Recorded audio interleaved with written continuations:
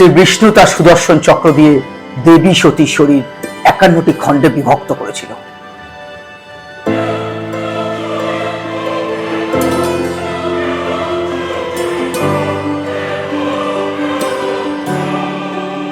শান্ত করেছিলেন দেবাদিদেব মহাদেবকে, রক্ষা করেছিলেন এই সৃষ্টিকে।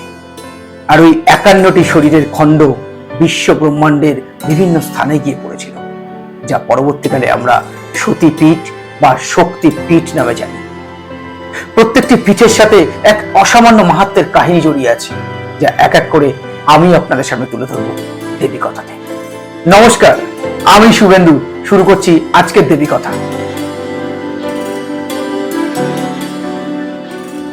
শ্রী বিষ্ণু তার সুদর্শন চক্র দিয়ে দেবী সতীর শরীর 51টি খণ্ডে বিভক্ত করেছিল। আর সেই খণ্ডের প্রথম খণ্ড অর্থাৎ দেবী সতীর পবিত্র মস্তিষ্ক পড়েছিল হিংলাজে, যা বর্তমানে পাকিস্তানে অবস্থিত। পাকিস্তানের বালুচিস্তান প্রদেশের লাজপেলা জেলার মাফরান উপকূলে হিংলাজে অবস্থিত দেবীর মন্দির, যা হিংলাজ দেবীর মন্দির নামে পরিচিত।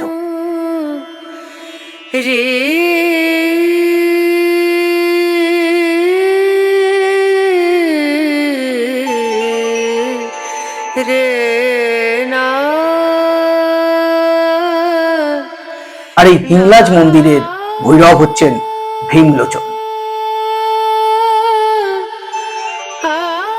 সমস্ত সতীপীঠেরই একজন করে ভৈরব থাকেন, সেরকমই এই হিংলাজ দেবীর মন্দিরের ভৈরব হচ্ছেন ভীমলোচন।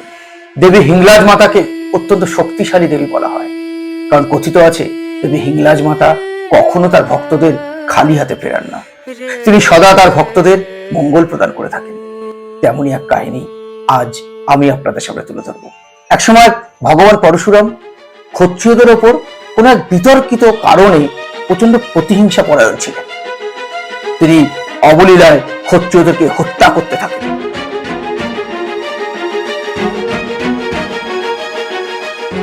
একদিন রাজা রত্নসেন পরশুরামের ভয়ে ঋষি দধিচির আশ্রমে তার পুত্রদেরকে নিয়ে লুকিয়েছিলেন, আর সেখানে তাদের সুরক্ষা প্রদান করছিল 12 জন ব্রাহ্মণ। আর সেই ব্রাহ্মণদের মধ্যেই ছদ্মবেশে লুকিয়েছিলেন দেবী হিংলাজ মাতা।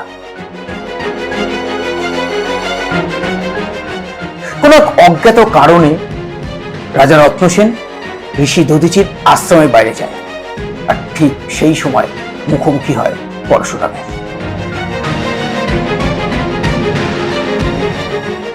পরশুরাম তাকে অবলীলাক্রমে হত্যা করে। তারপর সে ঋষি দধিচির আশ্রমের ভেতর ঢুকে আসে।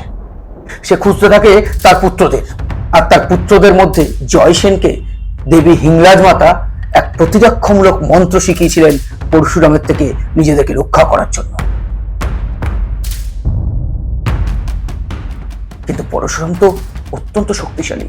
সে তার দিব্য দৃষ্টিতে বুঝে যায় যে ব্রাহ্মণ বেশে যারা রয়েছে তারা আসলে সকলে ব্রাহ্মণ নয়, তারা ক্ষত্রিয়, তারা রত্নসেনের পুত্র।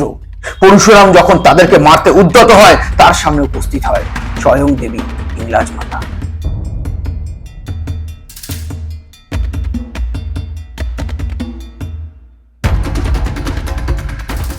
পরশুরাম অবাক হয়ে যায়। অবাক হয়ে গিয়ে সে প্রণাম জানায় এবং দেবী হিংলাজ মাতা তাকে আদেশ করে সেই স্থান ত্যাগ করার জন্য, তাদের পুত্রদেরকে হত্যা না করার জন্য। দেবীর আদেশ পরশুরাম ফেলতে পারে না, সে সেই স্থান ত্যাগ করে। দেবী রক্ষা করে রাজা রত্নসেনের পুত্রদের, আর ধীরে ধীরে হিংলাজ মাতা হিন্দুদের পূজিত দেবী হয়ে ওঠেন। এরকম আরো অনেক কাহিনী জড়িয়ে আছে দেবী হিংলাজ মাতার সাথে। দেবী হিংলাজ মাতাকে শুধু যে হিন্দুরা পুজো করেন তা কিন্তু নয়, মুসলিম সম্প্রদায়ের মানুষরাও দেবী হিংলাজ মাতার পুজো করেন। স্থানীয় মুসলিমরা হিংলাজ মাতার উদ্দেশ্যে হিন্দুরা যখন পদযাত্রা করে, তাদের সাথে পায়ে পা মিলিয়ে পদযাত্রা করেন হিংলাজ মাতার উদ্দেশ্যে। আর তারা এই পদযাত্রার নাম দেয় নানি কি হজ। একবার এক সুফি সাধক আব্দুল লতিফ ভিক্টোই তিনি হিংলাজ মাতার দর্শন করবেন বলে কঠিন পথ অতিক্রম করেছিলেন। তিনি হিংলাজ মাতার দর্শন পাওয়ার জন্য কঠিন সাধনা করেছিলেন। কিছুতেই তিনি হিংলাজ মাতার দর্শন পাচ্ছিলেন, কিন্তু তিনি তার সাধনায় বিরত হননি। তিনি কঠিন পথ অতিক্রম করে হিংলাজ মাতাকে দুধ নিবেদন করেছিলেন। আর বহু সময় পর দেবী হিংলাজ মাতা আব্দুল লতিফ ভিট্টইকে দেখা দিয়েছিলেন।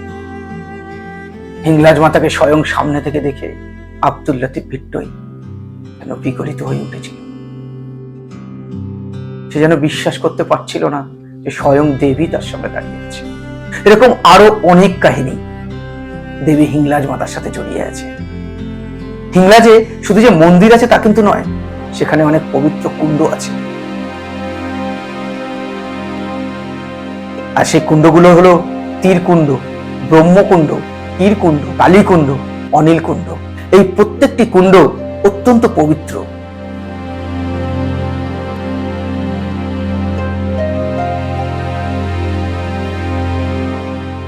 এর এক ফোঁটা জলে ভক্তদের রোগ নিরাময় হয়, ভক্তদের আশা আকাঙ্ক্ষা পূরণ হয়। তবে এই কুণ্ডগুলো কিন্তু অত্যন্ত কঠিন জায়গায় অবস্থিত, এতে যাওয়া বড় কঠিন। তবে ইচ্ছে থাকলে উপায় হয়। তাই কষ্ট করে যদি কঠিন পথ অতিক্রম করে এই কুণ্ডে পৌঁছানো যায়, তাহলে দেবীর কৃপা লাভ পাওয়া যায়। এরকম আরো অনেক নানান কাহিনী দেবী হিংলাজ মাতার সাথে জড়িয়ে আছে। তবে দেবী হিংলাজের পুজো কি শুধু পাকিস্তানে? দেবী হিংলাজ মাতার পুজো দক্ষিণ ভারতের বাঞ্জারা সম্প্রদায়ের মধ্যেও বিখ্যাত।